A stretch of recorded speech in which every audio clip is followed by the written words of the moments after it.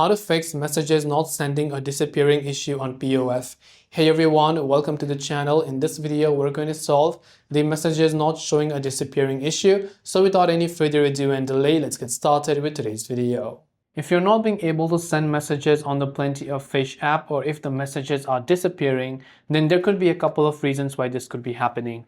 One of the first reason is that you might not have mutually matched with that person. So you can try swiping on the Meet Me button to match with the members, and once the feeling is mutual, you can try to make the first move. Or you have unlimited replies to existing conversations, but if you're trying to message someone brand new, your membership might limit you from sending that first message. So remember that as well. Then what you can also do is a profile picture is needed in order to talk to other members. So if you don't have a profile picture on your POF application, that could also be the case. Aside from that, it could be a general application bug. You want to make sure that you're using a stable internet connection. Also ensure that your app is updated to the latest version, and you can try to uninstall, reinstall, and relog into your account to see if that helps you solve the problem. That is all for this video. I hope the video helps you out, and if you have any questions, do feel free to leave them down. Thanks for watching, and see you in the next video.